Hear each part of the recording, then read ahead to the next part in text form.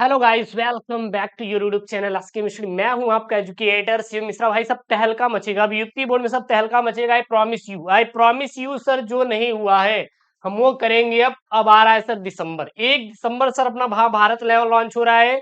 Mahabharat batch में भाई साहब लाइव क्लास में पढ़ाऊं मैं खुद रात को 9 बजे डेली डेली। लिख लो, नोट कर लो भाई, खोलो नोट कर लो। महाभारत जो बैच बच्चा ले रहा है 101 रुपए में, जो कि एप्लीकेशन चलेगा। और भाई साहब कुछ चीजें आपको यूट्यूब पे मिलेगा, नो डाउट, बट भाई साहब उसमें थोड़ा सा स्पेशल रहेगा। आप खुद वहां पे करेंगे, वहां पे आपको पीडीएफ वूडीएफ सब फ्री में मिल जाएगा। आने वाले पेपर का सब कुछ यूट्यूब पे तो चलेगा, यहाँ पे तो मैं दे रहा हूँ, बट उसमें थोड़ा सा जानते ही भैया, धन लगाएंगे तो कुछ एक्स्ट्रा ही मिलेगा। बट 101 रुपए में महाभारत लॉन्च हो रहा है। वहां पे मैं आपको लाइव रात को 9 बजे डेली पढ़ाऊंगा, जिसमें आपको केवल वही सेट करवाएंगे जो कि आपके हिंदी के हो जाएंगे काम। पेपर में टेंशन नहीं लेना है। Physics, chemistry, biology, Hindi, English सब कुछ मैं एकदम लाइव सॉल्व कराऊंगा आकर। सफिशियंट प्रश्न रहेंगे, उतने में हमारा काम हो जाएगा। उतना सेट पढ़ना है, बहुत ज्यादा नहीं पढ़ना है। 101 रुपए में 1 दिसंबर को आ रहा है। शाम को 7 बजे वीडियो यहाँ पे आएगी, रात को 9 बजे एप्लीकेशन पे लाइव चलेंगे। मैं चाहता हूं कि वो सीमित सीट है, और वो सीमित सीट आप जल्दी जल्दी आप लोग ज्वाइन करिएगा, ठीक है ना। क्योंकि भाई साहब हम वो टीचर नहीं है। अब भाई यार लाओ तुरंत दे दो पैसा चले जाओ, नहीं, ऐसा कुछ भी नहीं करना है भाई साहब। हर एक चीज का स्पेसिफिक टाइम है, डेट है, उसी दिन लॉन्च करना है। जो डेट है उसी दिन फिक्स होगा। मैं तो भाई साहब ये 25 नवंबर को कर सकता था ना, क्यों नहीं किया? क्योंकि टेक्निकल टीम भाई साहब हार मान गई। क्या गुरुदेव इतने बच्चे आ जाएंगे, मुझे वो नहीं पता। पता है भाई साहब, आप ट्रस्ट नहीं करोगे।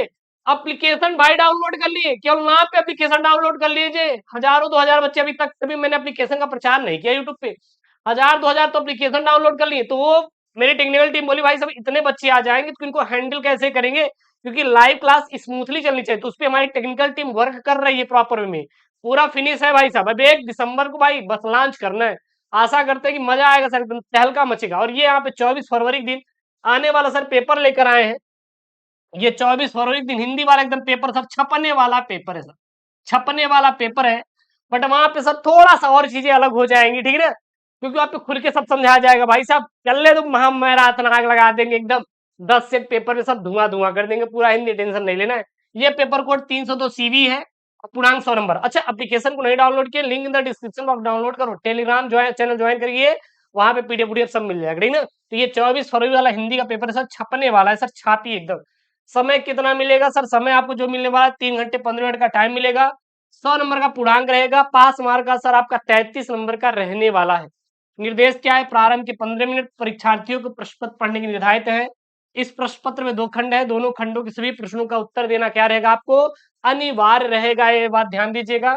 सबसे पहले बात करें यहाँ पे खंड क की, तो जो खंड क है आपका, ये 50 अंकों का रहने वाला है सर। आपका 50 नंबर का सर रहने वाला है, ठीक है ना। सबसे पहला यहाँ पे आपका पहला और दूसरा सर 10 ऑब्जेक्टिव रहेंगे। सर 10 ऑब्जेक्टिव रहेंगे। प्रश्न नंबर पहला यहाँ पे, कुटज निबंध संग्रह के सर लेखक कौन है? हजारी प्रसाद द्विवेदी। नोट करिए सर हमारे साथ नोट करिए सभी अच्छी, कि कुटज जो निबंध संग्रह है सर जी, इसके लेखक सर कौन है? हजारी प्रसाद द्विवेदी। अभी मैं आपसे एक प्रश्न पूछूं, सर अशोक के फूल कौन है? अशोक के फूल के लेखक भी सर कौन है? हजारी प्रसाद द्विवेदी जी हैं। अगला यहाँ पे है सरदार पूर्ण सिंह किस युग के लेखक हैं? तो छायावाद युग के लेखक है, ध्यान देना। सरदार पूर्ण सिंह किस युग के लेखक है? तो सरदार पूर्ण सिंह भैया छायावाद युग के लेखक है, ध्यान देना। सरदार पूर्ण सिंह किस युग के लेखक है? छायावाद युग के सर सरदार पूर्ण सिंह सर लेखक है। अगला यहाँ पे प्रश्न है ग वाला सर क्या बोल रहे हैं? आनंद कादम्बिनी के सर संपादक थे बद्री नारायण चौधरी। बोले तो सर प्रेमघन भैया कौन थे? तो आनंद कादम्बिनी के संपादक थे। कौन थे सर? बद्री नारायण चौधरी, प्रेमघन, ठीक। अगला यहाँ पे हिंदी का प्रथम उपन्यास है सर परीक्षा गुरु। हिंदी का प्रथम उपन्यास है परीक्षा गुरु। परीक्षा गुरु क्या है सर जी? हिंदी का प्रथम उपन्यास है परीक्षा गुरु, ठीक। अगला है यहाँ पे प्रश्न आपका, दीप जले शंख बजे विधा है। विधा मतलब क्या होता है सर? प्रकार, रचनाओं का प्रकार। तो जो सर दीप जले शंख विधा है, ये एक संस्मरण है सर। क्या है? संस्मरण है। बट सर यही पे मैं बता दूं, महाभारत बैच में क्या रहेगा, अभी मैं इसको तो यहाँ पे क्यों सॉल्व करा रहे हैं, वहां पे इसका लेखक का नाम बोलेंगे, लेखक का नाम बताएंगे, और वो लेखक की कितनी रचनाएं हैं वो भी मैं आपको महाभारत बैच में कराऊंगा। तो कुछ स्पेशल मिलेगा तभी तो मजा आएगा सर। पहले हम लोग क्लासेस शुरू करेंगे Hindi, English, biology, physics, chemistry, इस प्रकार से क्लासेस शेड्यूल रहेगी। अब ये मत भैया पहले बोल दीजिएगा कि गुरुदेव पहले हमें फिजिक्स पढ़ा दीजिए, केमिस्ट्री पढ़ा दीजिए। नहीं भैया, आपको पेपर मिल जाएगा, पढ़ना आप पढ़िएगा, लेकिन आपको हम सारा चीज सीक्वेंस में पढ़ाने वाला हूं। तो और हाँ, आर्ट वालों के लिए भी बैच लॉन्च है, और अपना जो साइंस वाले उनके लिए भी बैच लॉन्च है, तो टेंशन नहीं लेना है, ठीक है ना। क्वेश्चन नंबर 2 यहाँ पे दू का सुमित्रानंदन पंत की रचना नहीं है सर जी। पल्लव है, वीणा है, लोकायतन है। रसवंती सर सुमित्रानंद पंत की रचना नहीं है, याद कर लीजिए सर। रसवंती जो है यह हमारा सुमित्रानंद पंत की रचना नहीं है। अगला यहाँ पे प्रश्न है आपका, हिंदी साहित्य के आदिकाल के लिए चारण काल नाम दिया सर डॉक्टर राम कुमार वर्मा ने। सर हिंदी साहित्य के लिए, हिंदी साहित्य के आदिकाल के लिए चारण काल नाम दिया, तो हिंदी साहित्य के आदिकाल के लिए जो चारण काल नाम दिया था वो डॉक्टर राम कुमार वर्मा ने दिया था, डॉक्टर राम कुमार वर्मा ने दिया था, नोट कर लीजिए। अगला है, निम्नलिखित में से कौन प्रेमाश्रय शाखा के कवि नहीं है सर। नंददास प्रेमाश्रय शाखा कवि नहीं है सर। कौन कौन है, जायसी, मंदान, कुतुब्बन, ये तीनों तीनों चारों चारों क्या है सर जी, तीनों तीनों ये हमारे प्रेमाश्रय शाखा के कवि हैं, और नंददास नहीं है। अगला यहाँ पे कोई अगर क्वेश्चन काट मिस्टेक हो तो कमेंट बॉक्स में छाप देना। अज्ञेय की रचना है सर, आंगन के पार द्वार, अज्ञेय की रचना है। निम्नलिखित में से किन्हें ज्ञानपीठ पुरस्कार नहीं मिला सर। निराला को ज्ञानपीठ पुरस्कार नहीं मिला था। महादेव वर्मा सर, यामा यामा यामा, ध्यान देना, सुमित्रानंद पंत को और अज्ञेय जी को, ठीक। चलिए, अब यहाँ पे आपका आएगा सर गद्यांश। सर ये गद्यांश सर कितने नंबर का रहेगा सर, 10 नंबर का सर पेपर में छपने वाला रहेगा सर। 24 फरवरी सर 10 नंबर का पेपर में छपने वाला रहेगा सर। गद्यांश क्या है सर, ट्रिक से याद करो यार, ट्रिक से सॉल्व करो, बहुत ज्यादा परेशान नहीं होना है। मातृभूमि पर निवास करने वाले मनुष्य राष्ट्र का दूसरा अंग है। पृथ्वी हो और मनुष्य न हो तो राष्ट्र की कल्पना क्या है सर। पृथ्वी और जन दोनों के राष्ट्र का स्वरूप संपादित होता है। जन के कारण ही पृथ्वी मातृभूमि की संज्ञा प्राप्त करती है। पृथ्वी माता है और जन सच्चे अर्थों में क्या है, पृथ्वी के पुत्र है। तो ये रहा आपका सर गद्यांश। ये क्या रहा सर, आपका गद्यांश रहा। सबसे पहले सर लिया कहां से गया है। सर यहाँ पे शब्द आ रहा है माता भूमि, मातृभूमि, यहाँ पे शब्द आ रहा है राष्ट्र, यहाँ पे शब्द आ रहा है पृथ्वी, यहाँ पे शब्द आ रहा है पृथ्वी और जन। तो ये कहां से सर लिया गया है, ये लिया गया है राष्ट्र के स्वरूप से। मैं आपको बताया था गद्यांश कैसे हल करना है, वो आप देख लीजिए, link in the description box video में डाल दिया हूं, हल करने का तरीका। लेखक का नाम वासुदेव सरगवाल, क्या लिखेंगे सर, वासुदेव शरण अग्रवाल भाई साहब है, अग्रवाल भाई साहब है, नोटेड, नोट करिए भैया। अगला यहाँ पे प्रश्न, पहला पहला प्रश्न क्या है, राष्ट्र की कल्पना कब असंभव है। राष्ट्र की कल्पना कब असंभव है, तो देखना यहाँ पे, राष्ट्र की कल्पना कब असंभव है, पृथ्वी हो और मनुष्य न हो, पृथ्वी हो और मनुष्य न हो, तो राष्ट्र की कल्पना क्या है सर, असंभव है। तो राष्ट्र की कल्पना सर क्या है, असंभव है। अगला यहाँ पे प्रश्न है, पृथ्वी और जन दोनों मिलकर क्या बनाते हैं, तो पृथ्वी और जन दोनों के सम्मिलन से ही राष्ट्र का स्वरूप संपादित होता है। देखिए, पृथ्वी और जन दोनों मिलकर क्या बनाते हैं, पृथ्वी और जन दोनों मिलकर, पृथ्वी और जन दोनों मिलकर सम्मिलन से ही राष्ट्र का स्वरूप संपादित होता है।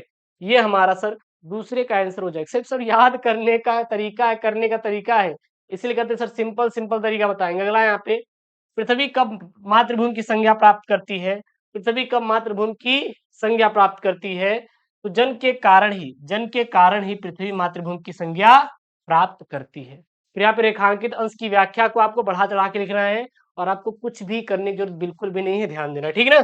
चलिए सर, फिर यहाँ पे रेखांकित अंश की व्याख्या कीजिए। क्या करिए सर, रेखांकित अंश की व्याख्या कीजिए। अच्छा, रेखांकित अंश की व्याख्या में सर करना क्या है, मैं आपको जरा बता दूं। इसमें कुछ भी करना नहीं रहता, कुछ भी भाई साहब करना नहीं रहता।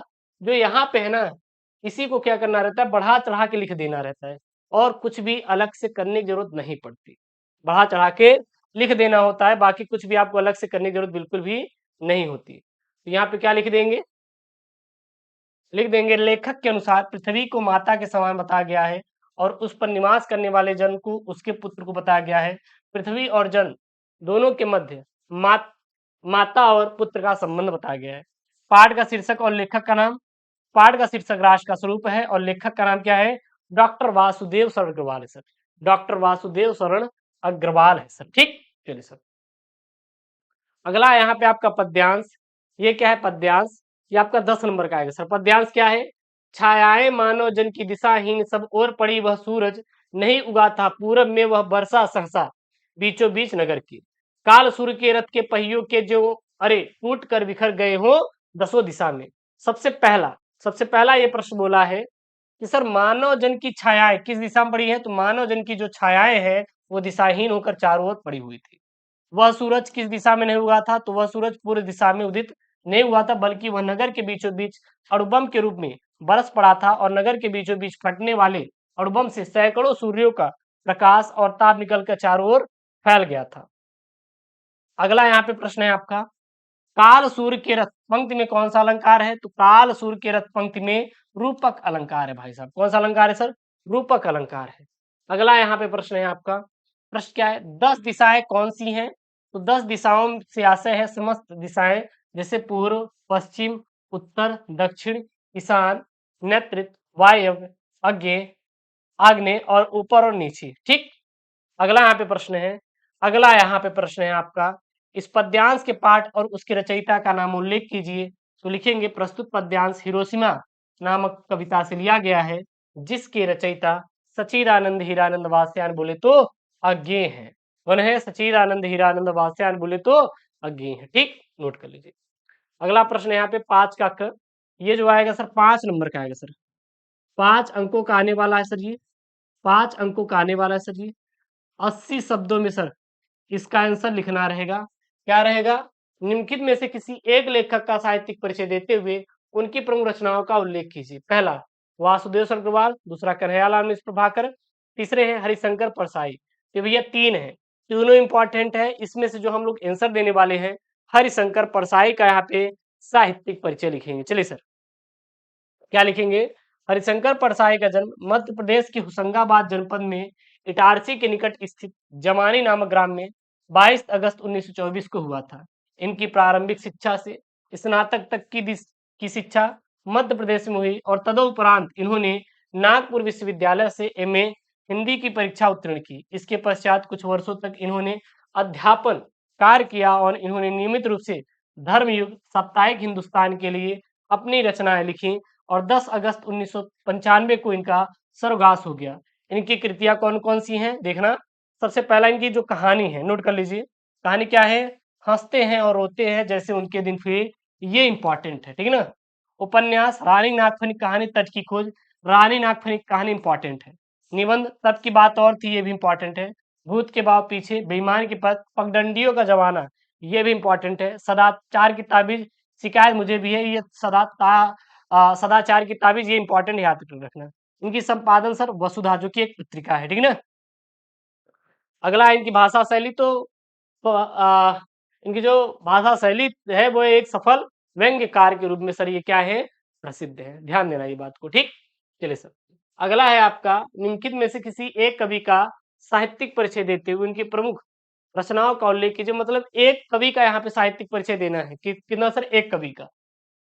अयोध्या सिंह उपाध्याय हरियोध है भैया, महादेव वर्मा है, जयशंकर प्रसाद है। तो यहाँ पे हम देंगे अयोध्या सिंह उपाध्याय हरियोध का। क्या देंगे भैया? साहित्यिक परिचय। चलिए लिखते हैं यहाँ पे, क्या लिखेंगे? अयोध्या सिंह उपाध्याय हरियोध का जन्म 15 अप्रैल 1865 ईस्वी को आजमगढ़ जिले के निजामाबाद गांव में हुआ था। उनके पिता का नाम पंडित भोला सिंह और माता का नाम रुक्मणी देवी था। मिडिल परीक्षा उत्तीर्ण करने के बाद उन्होंने काशी के किंग्स कॉलेज में प्रवेश लिया, किंतु अस्वस्थता के कारण उन्हें बीच में ही अपना विद्यालय छोड़ना पड़ा। तत्पश्चात मतलब उसके बाद उन्होंने घर पर ही फारसी, अंग्रेजी, संस्कृत भाषाओं का अध्ययन किया। इनका विवाह आनंद कुमारी के साथ संपन्न हुआ। हरियोध जी की को सरकारी नौकरी मिल गई और वे कानूनगो हो गए। कानूनगो कानूनगो पद से अवकाश प्राप्त करके हरियोध जी ने काशी हिंदू विश्वविद्यालय में अवैतनिक रूप से अध्यापन कार्य किया। हिंदी साहित्य सम्मेलन में उन्हें एक बार सम्मेलन का सभापति बनाया गया और विद्या वाचस्पति की उपाधि से सम्मानित किया गया। सन 1947 ईस्वी में निजामाबाद में इनका क्या हो गया सर? देहावसान हो गया। इनकी प्रमुख रचनाएं कौन कौन सी है? सबसे पहले नाटक है सर पद्म विजय, रुक्मणी प्रणय। ठीक है ना। उसके बाद उपन्यास प्रेम कांता, ठेठ हिंदी का ठाठ, अध खिला फूल। क्लियर है। अगला है आपसे काव्य ग्रंथ, प्रिय प्रवास और चोखे चौप दे, चोखे चौप दे, ठीक है, तो ये याद कर लीजिए। अगला यहाँ पे प्रश्न नंबर सर 6 है। प्रश्न नंबर जो 6 है सर, ये 5 नंबर का सर पेपर में सर छपने वाला है। सर 5 नंबर का सर 5 अंकों का सर पेपर में आपका छपने वाला है, ठीक है ना। क्या है यहाँ पे, बहादुर अथवा लाठी कहानी का संक्षिप्त कथानक अपने शब्दों में लिखिए, अथवा पंचलाइन अथवा ध्रुव यात्रा कहानी के उद्देश्य पर प्रकाश डालिए, ठीक है ना, प्रकाश डालिए। सर यहाँ पे पंचलाइन कहानी का उद्देश्य लिखेंगे, क्या लिखेंगे, उद्देश्य लिखेंगे, तो क्या लिखेंगे इसमें, नोट कर लीजिए। फणीश्वर नाथ रेणु हिंदी साहित्य जगत के सुप्रसिद्ध आंचलिक कथाकार हैं। ग्रामीण अंचलों से उनका निकट निकट का परिचय है। ग्रामवासी जात के आधार पर किसी प्रकार टोलियों में विभक्त हो जाते हैं और परस्पर ईर्ष्या-द्वेष के भाव से भरे रहते हैं। इनका बड़ा ही सजीव और यथार्थ चित्रण इस कहानी में किया गया है।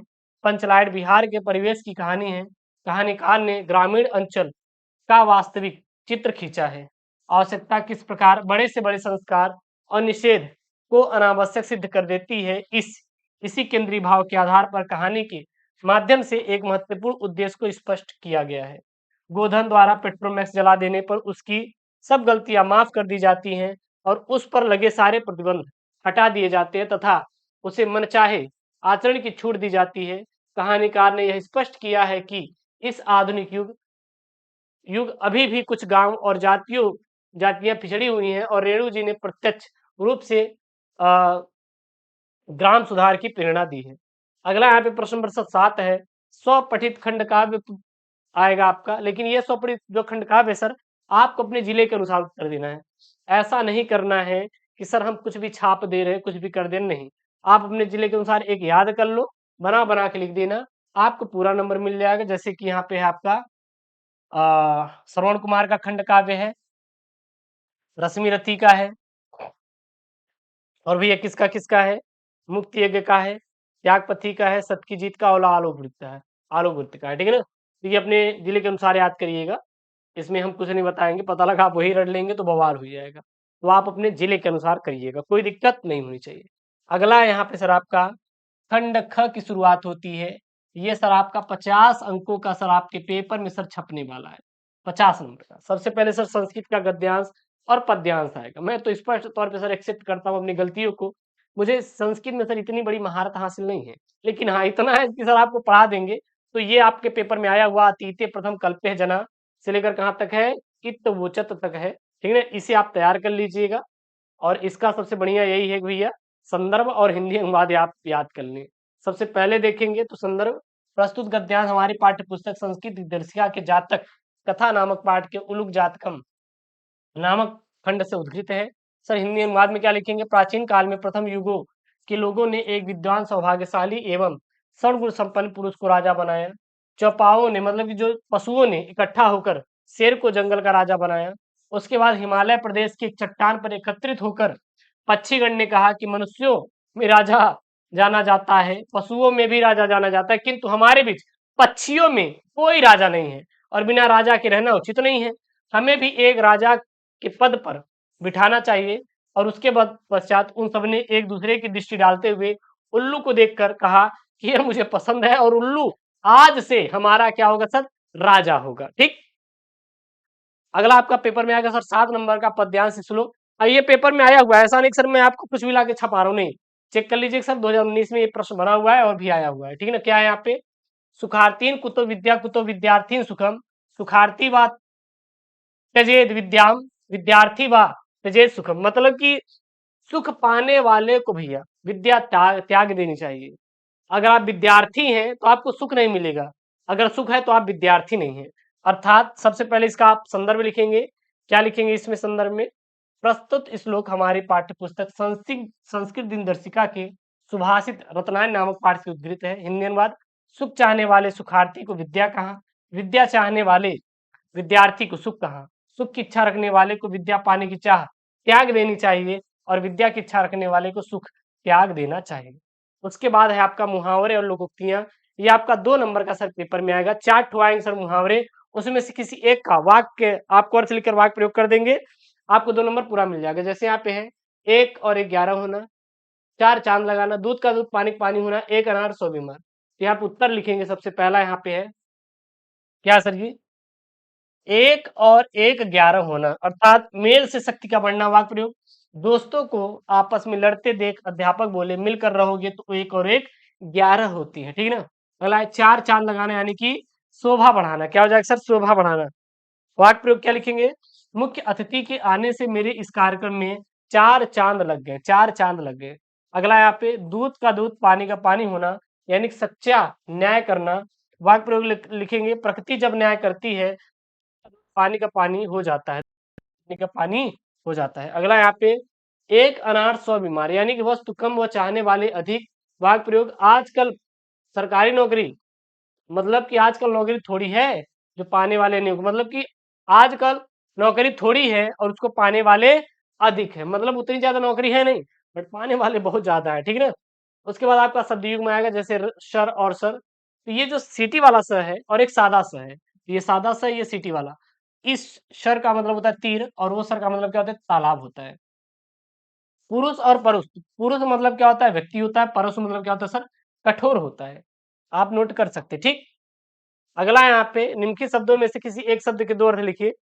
पतंग, हलधर और सारंग। सर तो पतंग का क्या क्या होता है? ध्यान देना। पतंग का होता है सूर्य और कीट होता है, हलधर का बैल और बलराम होता है, सारंग का बादल और क्या होता है? रंगीन होता है। अगला है निम्नलिखित वाक्यांशों के लिए एक शब्द का चयन करके लिखिए। क्या है यहाँ पे? जो सब कुछ जानता हो उसको हम लोग सर सर्वज्ञ बोलते हैं। बहुत बढ़िया, राइट आंसर, राइट आंसर आप सभी का। अगला क्या है? जो कम बातें करता हो सर मितभाषी बोलते हैं। यहाँ पे दो वाक्यों को शुद्ध करके लिखिए। सरकारी मिट्टी के तेल की दुकान बंद है। भैया सरकारी मिट्टी थोड़ी ना होती है, सरकारी तो तेल की दुकान होती है। तो मिट्टी के तेल की सरकारी दुकान बंद है। दो दो चार होते नहीं, दो दो चार होता है नहीं बल्कि होते हैं।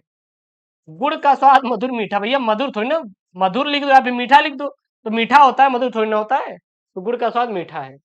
मोहन ने चिट्ठी लिखा, नहीं मोहन ने चिट्ठी लिखी। अगला यहाँ पे रस छंद अलंकार 12 का क है सर। क्या है यहाँ पे? ध्यान दीजिएगा। 12 का क, रौद्र रस अथवा अद्भुत रस का स्थायी भाव के साथ उसकी परिभाषा अथवा उदाहरण लिखिए। तो रौद्र रस होता क्या है? रौद्र रस काव्य का एक रस है, इसका स्थायी भाव क्रोध होता है। विभाव, अनुभाव और संचारी भाव के संयोग से क्रोध नामक अस्थायी भाव रौद्र रस का रूप धारण कर लेता है। उदाहरण के लिए, उस काल मारे क्रोध के तन कांपने लगा उसका, मानो हवा के जोर से सोता हुआ सागर जगा। ठीक ना। अगला है रूपक अलंकार अथवा प्रतीप अलंकार का लक्षण एवं उदाहरण दीजिए। तो यहाँ पे रूपक अलंकार लिख रहे हैं, जहां गुण की अत्यंत समानता के कारण उपमेय में ही उपमान का अभेद आरोप कर दिया जाए, वहां रूपक अलंकार होता है। उदाहरण के लिए, मुख रूपी चांद पर राहु भी धोखा खा गया। अगला है चौपाई अथवा भरव छंद का मात्रा से उदाहरण लिखिए। चलिए सर करते हैं। यहाँ पे क्या करेंगे? यहाँ पे तो बरव क्या होता है? यह अर्ध समात्रिक छंद है। इसके पहले और तीसरे चरण में 12-12 मात्राएं और दूसरे और चौथे चरण में 7-7 मात्राएं होती है। उदाहरण के लिए, अवधि शिला का उस पर था गुरु भार, तिल तिल काट रही थी दृग जलधार। अगला यहाँ पे आपको पत्र लिखने के लिए सर 13 नंबर वाला सर पत्र लेखन, फिर उसके बाद निबंध लेखन लास्ट वाला। पत्र लेखन सर क्या है? यहाँ पे ध्यान दीजिएगा। अपने गांव अथवा मोहल्ले में प्राप्त गंदगी के संदर्भ में अधिकारी का ध्यान आकर्षित करते हुए एक स्थानीय समाचार को संपादक पत्र को पत्र लिखिए। तो लिखेंगे उत्तर में सेवा में टी समाचार पत्र के संपादक प्रयागराज उत्तर प्रदेश। विषय यही है, मोहल्ले में प्राप्त गंदगी के संदर्भ में। तो मोहल्ले में प्राप्त गंदगी के संदर्भ में। ठीक। फिर महोदय सुप्रभात, मैं आपके समाचार पत्र का सदस्य हूँ और इस समय मैं अपने गांव के स्थानीय अधिकारियों के साथ मिलकर आपको एक महत्वपूर्ण समस्या के बारे में सूचित करना चाहता हूँ। हमारे गांव में बढ़ती हुई जनसंख्या और विकास के साथ ही साफ सफाई की एक बड़ी समस्या उत्पन्न हो चुकी है। सड़कों पर और अन्य स्थानों पर गंदगी बढ़ रही है, जिससे हमारे समुदाय के सदस्यों की जीने की कठिनाई हो रही है। मैं आपसे अनुरोध करता हूं कि आप हमारी इस समस्या को उचित ध्यान दें और स्थानीय प्रशासन को इस पर गंभीरता से काम करने को प्रेरित करें। तो यहाँ पे अपना डेट डाल दीजिएगा, दिनांक, फिर लास्ट में धन्यवाद, फिर अवधि, अब सब प्रयागराज, और आपको कुछ भी नहीं करना है। ठीक है ना। अगला यहाँ पे आपको निबंध लेखन क्या लिखना है सर? निबंध लेखन। यह निबंध लेखन आपका 9 अंकों का सर पेपर में आएगा। 9 अंकों का सर पेपर में आपका आने वाला है। किस पर है सर? पर्यावरण प्रदूषण समस्या, कारण और निवारण, वर्तमान युग में योग का महत्व, विद्यालय में कंप्यूटर शिक्षा की उपयोगिता, मेरे प्रिय कवि। तो ये 4 है, चारों इंपॉर्टेंट है। इसमें से जो सर हम लोग करने वाले हैं, वर्तमान युग में योग का महत्व पर निबंध करने वाले हैं। सबसे पहले आपको लिखना है सर प्रस्तावना। क्या लिखना है सर? प्रस्तावना। क्या लिखेंगे? योग जो समृद्धि और संतुलन की दिशा में एक प्राचीन भारतीय परंपरा है, वर्तमान युग में अपना अभूतपूर्व महत्व साबित कर रहा है।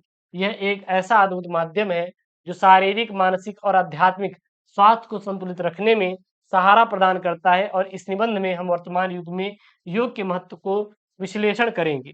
योग का इतिहास और विकास, इसमें क्या लिखेंगे? जो योग होता है भैया, ये आदि वेदों और उपनिषदों से मिलता है और समय के साथ इसका विकास होता रहा। योग सूत्रों में महर्षि पतंजलि ने योग की अद्भुत विधियों को समेटा है और आज योग न केवल भारत में बल्कि पूरे विश्व में व्यापक रूप से अपना परिचय बढ़ा रहा है और लोग इसे अपने दिनचर्या में शामिल कर रहे हैं। शारीरिक स्वास्थ्य के साथ फर्क दर्जा, इसमें क्या लिखेंगे? योग के अभ्यास से शारीरिक स्वास्थ्य को सुरक्षित रखने में मदद मिलती है। योगासन और प्राणायाम के माध्यम से मांसपेशियों को तंतु सुस्त और प्रबल बनाए रखा जा सकता है। योग के अभ्यास से शरीर की समर्थन शक्ति बढ़ती है और रोगों से लड़ने की क्षमता में सुधार होता है। ठीक, आगे लिखेंगे यहाँ पे जो है इंपॉर्टेंट वही मैं करवा रहा हूँ यहाँ पे, क्या ठीक है ना? चले सर, इससे हृदय स्वास्थ्य, श्वास तंत्र तंतुता और रक्तचाप को भी नियंत्रित किया जा सकता है। क्लियर है? इतना आप लोग याद रखिएगा, कोई दिक्कत नहीं होना चाहिए, कोई दिक्कत नहीं होना चाहिए। ठीक, फिर यहाँ पे है मानसिक स्वास्थ्य की सुरक्षा। मानसिक स्वास्थ्य की सुरक्षा, इसमें क्या लिखेंगे? आधुनिक जीवन में तनाव, चिंता और मानसिक तनाव के कारण अनेक समस्याएं उत्पन्न हो रही हैं। योग, ध्यान, मनोनिग्रह और प्राणायाम के माध्यम से मानसिक स्वास्थ्य को सुरक्षित करने में मदद करता है। योगाभ्यास से मन की शांति और स्थिरता में सुधार होता है, जिससे लोग अपने जीवन को बेहतरीन तरीके से नियंत्रित कर सकते हैं। फिर यहाँ पे है आध्यात्मिक उन्नति। जी हाँ, अगर आप योग करेंगे तो आपको आध्यात्मिक उन्नति मतलब कि आप अध्यात्म से जुड़ेंगे। तो ये रहा आपका 24 फरवरी वाला सर पेपर, जो मैं आपको दे रहा हूँ सेट सर हर एक जिले के लिए, क्योंकि आपके 75 जिले हैं पूरी यूपी में और 7 सेट बनते हैं, तो इम्पोर्टेंट है सर। और अब हम आ गए हैं तो आपका हम पूरा कवर करा देंगे सर, हो चाहे फिजिक्स हो, चाहे केमिस्ट्री, चाहे बायोलॉजी, हिंदी, इंग्लिश, सब कुछ कवर करा देंगे। और हाँ, ऐसी वीडियो पाने के लिए चैनल को सब्सक्राइब करिए, वीडियो को लाइक करिए। मिलते हैं नेक्स्ट वीडियो में दोस्तों। थैंक यू, जय हिंद, टेक केयर, बाय बाय।